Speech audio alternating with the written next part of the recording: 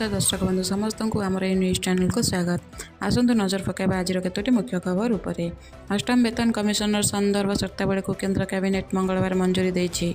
अनेक लक्ष केंद्रीय सरकारी कर्मचारी अवसरप्राप्त कर्मचारी वेतन भत्ता और पेंशन संशोधन प्रक्रिया आरंभ होइछि। 2026 जनवरी 1 रु अष्टम वेतन कमिशन कार्यकारी हो पारे। वेतन कमिशन का सुपारिश प्राय 50 लाख केंद्रीय कर्मचारी और 69 लाख पेंशनधारी को उपकृत कराइब। सुप्रीमकोर्टर पूर्वतन विचारपति रंजन प्रकाश देसाई अध्यक्षतार गठन होगा कमिशन रे आईआईएम बेंगालुरु प्रोफेसर फुलक घोष पार्ट टाइम सदस्य रहा पेट्रोलियम सचिव पंकज जैन सदस्य सचिव रे। कमिशन गठन 18 मास मध्य सरकार को सुपारिश करेंगे। वेतन कमिशन को सुपारिश केबेठारु लागू होब बोली प्रश्न हेबारु सूचना और प्रसारण मंत्री अश्विनी वैष्णव कहते अंतरीण रिपोर्ट आसिया पर निष्पत्ति नियाजिब। यह 2026 जनवरी 1 हो पारे। अष्टम वेतन कमिशन गठन को 2025 जनवरी कैबिनेट नीतिगत अनुमोदन करथिला। सरकार अनुଯାयी अष्टम वेतन कमिशन 3 जन सदस्यों एक अस्थायी संस्था है जो जन अध्यक्ष जन अंशकालीन सदस्य और जन सचिव रे।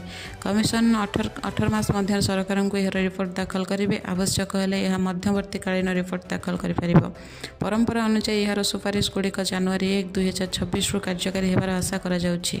कारण प्रत्येक वेतन कमिशन सुपारिश प्राय प्रति 10 वर्ष कार्यकारी होता है। यही कमिशन समस्त केंद्र सरकारी कर्मचारी प्रतिरक्षा बाहिनी रेल कर्मचारी केंद्रीय अर्धसामरिक बाहिनी और स्वायत्त प्रतिष्ठान गुड़िक लाभ पहुँचाइब। यह सहित पूर्व अवसरप्राप्त सरकारी पेंशनभोगी पेंशन मध्य संशोधन कर प्रत्येक व्यक्ति रिटायरमेंट नेला परे मध्य प्रति मास एक निर्दिष्ट परिमाण टंका आवश्यक पड़ता है। यह सठिक समय योजना करने और सठिक समय विनियोग करने आवश्यक होता है। देशर सर्वबृहत बीमा कंपानी जीवन बीमा निगम प्रत्येक वर्गर लोकों आवश्यकता को दृष्टि रखी एक योजना आरंभ करिछि। लोकों पेंशन संबंधी आवश्यकता को ध्यान में रखी कंपानी LIC सारला पेंशन योजना आरंभ करिछि। प्रति मासरे 12,000 पेंशन जदि आप बर्तमान अवसरप्राप्त एवं PF पांठी और ग्राटिट्यूड टंका पाई तेबे आपण यह पांठि विनियोग कर प्रति मास पेंशन पाइपर। एथिपाई आपको 1 लाख टंका विनियोग माध्यम अन्युटी किणवाक पड़ो। LIC कैलकुलेटर अनुଯାयी जदि आप वार्षिक 30 लाख टंकार किणती तेबे आपको प्रति मासरे 12,388 टंका पेंशन मिल। परवर्ती खबर पश्चिमबंग मुख्यमंत्री ममता बनर्जी राज्यर जेएनजी एवं समस्या हो ठिया हेलाणी। महिला डाक्तरों सह दुष्कर्म मामलार प्रथम जूनियर डाक्तर ममता सरकार विरोध में मोर्चा खोली बेले एवं SSC भर्ती मामलार गड़बड़ को नहीं तृणमूल कांग्रेस सरकार निश्वास अटकी गलानी।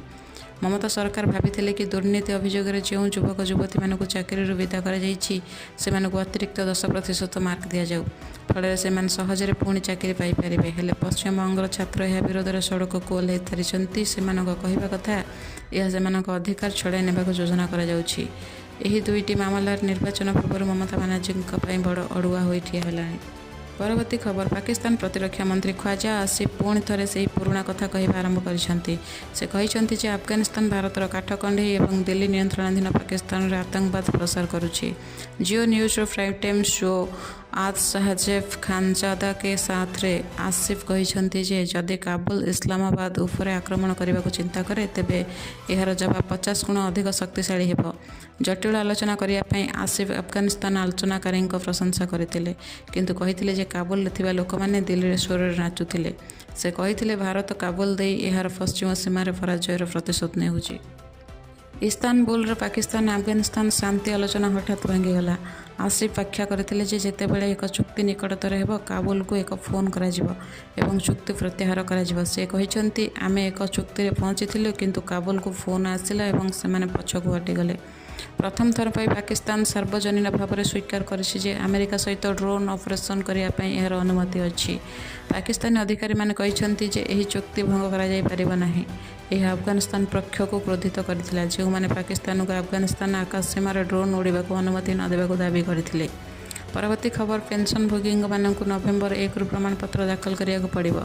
समस्त केंद्र और राज्य सरकार पेंशनभोगी मानक नवेम्बर 1 रु नवेम्बर 30 2025 मध्य से जीवन प्रमाणपत्र दाखल करिया पड़िबो जहाद्वारा से पेंशन बाधाप्राप्त न हुए। सरकार 80 वर्ष रु अधिक बयस पेंशनभोगी जीवन प्रमाणपत्र दाखल शेष तारीख को अक्टोबर 1 रु वृद्धि करिसेंती। सरकार समस्त बैंक को निर्देश देइछन्ती जे डाक्तरखाना गुरुतर रोगी पीड़ित ପେନ୍ସନଭୋଗୀ ଏବଂ ଶାଖାକୁ ପହଞ୍ଚି ପାରୁନଥିବା ପେନ୍ସନଭୋଗୀମାନଙ୍କୁ ବିଶେଷ ସହାୟତା ପ୍ରଦାନ କରନ୍ତୁ।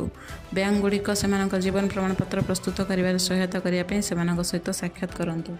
ପରବର୍ତ୍ତୀ ଖବର ଆସନ୍ତୁ ଜାଣିବା। ଇଲେକ୍ଟ୍ରୋନିକ୍ ଯାନରେ ନିଆଁ ଲାଗିବାର ଖବର ଗତ କିଛି ଦିନ ହେଲା ଆପଣ ନିଶ୍ଚୟ ଶୁଣୁଥିବେ। ଭାରତରେ ଇଲେକ୍ଟ୍ରୋନିକ୍ ସ୍କୁଟରରେ ନିଆଁ ଲାଗିବା କାରଣରୁ କିଛି ଲୋକଙ୍କର ମୃତ୍ୟୁ ମଧ୍ୟ ହୋଇଛି। କ'ଣ ଅଟେ ଏହାର ପଛର ପ୍ରକୃତ କାରଣ? ଗୋଟିଏ ପଟରେ ଇଭି ଅର୍ଥାତ୍ ଇଲେକ୍ଟ୍ରୋନିକ୍ ଭେହିକଲକୁ ପ୍ରୋତ୍ସାହିତ କରୁଥିବା କଥା କୁହାଯାଉଛି ଏବଂ ସେତିକିବେଳେ ଅନ୍ୟ ପଟରେ ଇଭି ଗାଡ଼ିରେ ନିଆଁ ଲାଗିବା ଲାଗି ଘଟଣା ଲୋକଙ୍କୁ ଆଶ୍ଚର୍ଯ୍ୟ କରିଛି। ଗତ କିଛି ସମୟରୁ ଭାରତରେ ଲଗାତାର ଇଭି ସ୍କୁଟର ଜଳିବାର ଖବର ଆସୁଛି। ଚିନ୍ତାର ପକାଇବା ବାଲା କଥା ହେଉଛି ଏହା ଯେ 2 ଜଣ ଲୋକଙ୍କର ଏଥିରେ ମୃତ୍ୟୁ ମଧ୍ୟ ହୋଇସାରିଛି।